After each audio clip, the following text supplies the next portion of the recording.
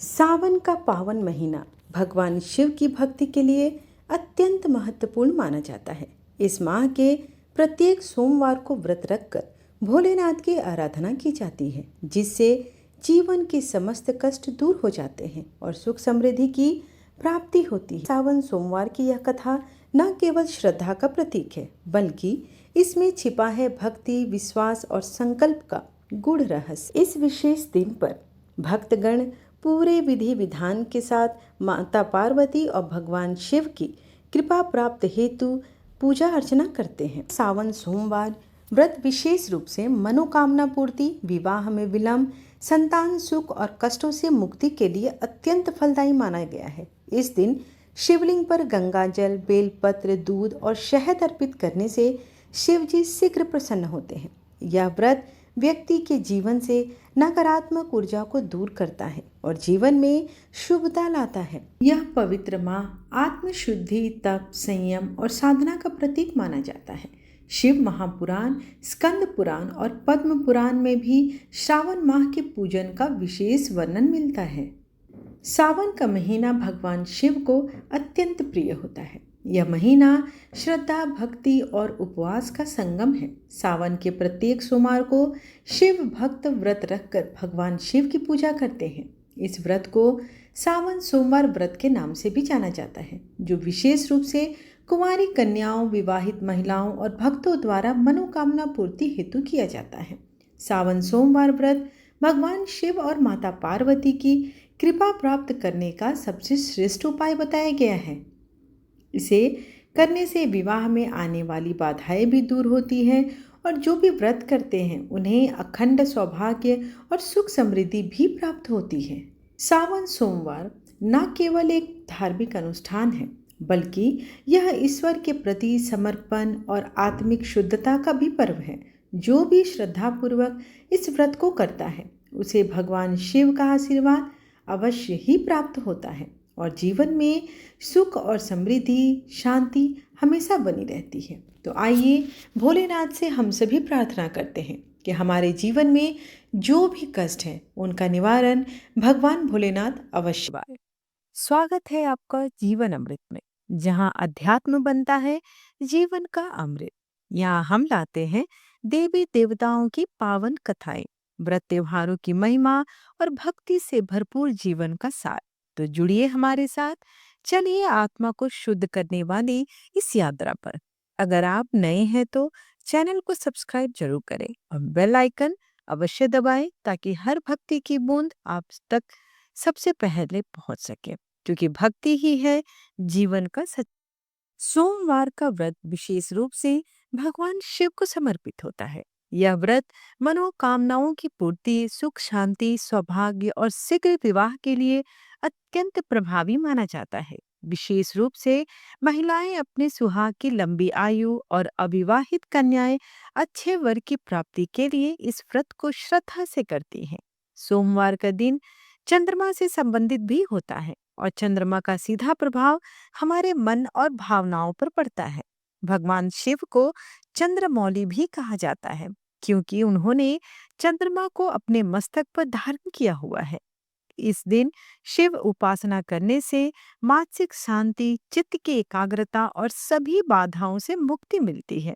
विशेष रूप से सावन महीने के सोमवार को किया गया व्रत अति फलदायक माना जाता है। भगवान भोलेनाथ शीघ्र प्रसन्न होने वाले और बहुत ही भोले स्वभाव के माने जाते हैं, इसलिए तो उन्हें भोलेनाथ कहा जाता है। माना जाता है कि शिव जी को प्रसन्न करने और उनकी कृपा पाने के लिए किसी कठिन अनुष्ठान की आवश्यकता नहीं होती। वो अपने भक्त की सच्ची श्रद्धा से की गई आराधना से खुश हो जाते हैं। सोमवार का व्रत रखने व इस दिन से जुड़ी कथा का पाठ करने से साधक के घोर से घोर संकट भी कट जाते हैं। तो आइए आज इस कथा का हम सभी रसपान करते हैं। बहुत समय पहले की बात है। किसी नगर में एक साहूकार रहता था। उसका घर धन्य धान्य व सभी सुख सुविधाओं से भरा हुआ था। बस कमी थी तो एक संतान की। संतान पाने के लिए साहूकार हर सोमवार को उपवास रखता था और शिव मंदिर जाकर पूरी आस्था से शिव पार्वती की पूजा अर्चना किया करता था। उसकी अटूट भक्ति से माँ पार्वती प्रसन्न हुई और भगवान शिव से निवेदन करने लगी, हे स्वामी, आप तो अपने भक्त की पुकार शीघ्र सुन लेते हैं। कृपया साहूकार पर भी दया करें और उसकी मनोकामना पूर्ण करें। माता पार्वती की विनती सुनकर भगवान शिव कहने लगे, हे देवी, हर प्राणी को अपने अच्छे बुरे दोनों कर्मों का फल भोगना ही पड़ता है। यही इस संसार की रीत है। ये सुनकर पार्वती जी साहूकार की मनोकामना पूर्ण करने के लिए शिव जी से हठ करने लगी। बहुत समझाने पर भी जब माता पार्वती नहीं मानी तो शंकर भगवान ने साहूकार को संतान प्राप्ति का वरदान दिया, किंतु उन्होंने कहा कि ये बालक अल्पायु होगा और मात्र 12 वर्ष तक ही जीवित रह सकेगा। उधर साहूकार भगवान शिव और माता पार्वती की बातें सुन चुका था, इसलिए उसे संतान प्राप्ति का वरदान पाने के बाद भी कोई प्रसन्नता न हुई, किंतु वह अब भी पहले की ही तरह पूरी श्रद्धा से भगवान भोलेनाथ की आराधना करता रहा। वरदान पाने की कुछ ही समय बाद साहूकार की पत्नी गर्भवती हुई और 9 महीने बाद एक सुंदर बालक को जन्म दिया। जब बालक 11 वर्ष का हुआ तो साहूकार ने उसके मामा को बुलवा कर कहा कि इसे काशी पढ़ने के लिए ले जाओ। तुम लोग रास्ते में यज्ञ व दान पुण्य करते हुए जाना। ये कहकर साहूकार ने उन्हें खूब धन देकर विदा कर दिया। इधर काशी प्रस्थान करने बाद मामा भांजे एक गांव से गुजर रहे थे। वहां एक राजकुमारी का विवाह हो रहा था, परंतु राजकुमार एक आंख से काना था। तभी वर के पिता ने साहूकार के बेटे को देखा और उसके मामा से कहा कि तुम अपना भांजा कुछ समय के लिए हमें दे दो, विवाह संपन्न हो जाए उसके बाद ले जाना। राजकुमार के पिता ने दोनों को खूब धन दिया और इस प्रकार साहूकार के बेटे के साथ राजकुमारी का विवाह संपन्न हो गया। साहूकार का पुत्र बड़े ही ईमानदार स्वभाव का था, इसलिए उसे जैसे ही अवसर मिला उसने राजकुमारी की चुन्नी पर लिखा कि तुम्हारा विवाह तो मेरे साथ हुआ है, किंतु जिस राजकुमार के साथ तुम्हें भेजा जाएगा वो एक आंख से काना है। जब राजकुमार ने साहूकार की लिखी हुई बातें पढ़ी तो बोली, स्वामी, मैंने अग्नि को साक्षी मानकर आपके साथ फेरे लिए हैं। अब मैं आपके सिवा किसी और को अपना पति स्वीकार कतई नहीं करूंगी। पत्नी की बात सुनकर साहूकार के बेटे ने कहा, ऐसा मत कहो, मैं अल्पायु हूँ। कुछ ही दिन में 12 वर्ष की आयु होते ही मेरी मृत्यु निश्चित है। लेकिन पत्नी ने कहा, जो भी मेरे भाग्य में लिखा होगा वो मुझे स्वीकार है। राजकुमारी ने ये बात अपने माता पिता को बताई। इस पर राजा बहुत क्रोधित हुए और उन्होंने अपनी पुत्री को उस राजकुमार के साथ विदा किए बिना ही बारात वापस लौटा दी। उधर साहूकार का बेटा और उसके मामा काशी पहुंचे। वहां जाकर दोनों ने कई यज्ञ अनुष्ठान किए और साहूकार के बेटे ने विद्या ग्रहण करना शुरू किया। जिस दिन बालक 12 वर्ष का हुआ उस दिन भी मामा भांजे दोनों यज्ञ करने जा रहे थे, किंतु अचानक साहूकार के बेटे की तबीयत बिगड़ने लगी। उसने अपने मामा से कहा, मामा, मेरी तबीयत कुछ ठीक नहीं लग रही। ये सुनकर मामा ने उसे अंदर जाकर आराम करने को कहा। बालक अंदर जाकर आराम करने लगा, किंतु आज ही के दिन उसकी मृत्यु निश्चित थी। अतः कुछ ही समय में उसके प्राण निकल गए। भांजे की मृत्यु होने पर मामा विलाप करने लगा। संयोगवश उसी समय भोलेनाथ व माता पार्वती जी उसी रास्ते से जा रहे थे। माता पार्वती ने शिव जी से कहा, हे स्वामी, ये करुण स्वर किस ओर से आ रहा है? मुझसे ये सहन नहीं हो रहा। कृपया आप इस व्यक्ति के कष्टों का निवारण करें। माता पार्वती की विनती सुनकर जब भगवान शिव मृत बालक के पास पहुंचे तो देखा कि ये तो उसी साहूकार का पुत्र है जिसका जन्म मेरे वरदान स्वरूप हुआ था, और जब इसका जीवन पूरा हो चुका है तो माता पार्वती दुखी होकर कहने लगी, हे प्रभु, इस बालक को मृत देखकर इसके माता पिता वियोग में अपने प्राण त्याग देंगे, इसलिए कृपया आप मेरी विनती सुने और इस बालक को जीवन दान दें। पार्वती जी के निवेदन पर भोलेनाथ ने उस बालक को जीवन दान का वरदान दिया। शंकर जी के आशीर्वाद स्वरूप बालक फिर से जीवित हो गया। उसने अपनी शिक्षा पूरी की और अपने मामा के साथ नगर लौट पड़ा। दोनों चलते चलते उस नगर में पहुंचे जहां राजकुमारी के साथ बालक का विवाह हुआ था। वहां पहुंचकर उन्होंने एक यज्ञ का आयोजन किया जिसमें उस नगर के राजा यानी राजकुमारी के पिता भी शामिल हुए। उन्होंने साहूकार के बेटे को देखते ही पहचान लिया और महल में ले जाकर उसका खूब आदर सत्कार किया। इसके बाद राजा ने अपने पुत्री को बालक के साथ विदा कर दिया। इधर साहूकार के पति पत्नी कई दिनों से भूखे प्यासे रहकर बेटे के वापस आने की राह देख रहे थे। उन्होंने निश्चय किया कि यदि उनके बेटे की मृत्यु हो जाएगी तो भी वो प्राण त्याग देंगे। लेकिन उसी रात भगवान भोलेनाथ ने साहूकार के सपने में आए और कहा, हे साहूकार, मैंने तेरे सोमवार के व्रत करने और व्रत कथा सुनने से प्रसन्न होकर तेरे पुत्र को पुनः जीवन दान दे दिया है। बेटे के जीवित होने का समाचार पाकर दंपति बहुत खुश हुए और भगवान शिव पार्वती को बारंबार प्रणाम करने लगे। आप कथा करने के बाद चाहें तो भगवान शिव के मंत्रों का जाप कर सकते हैं।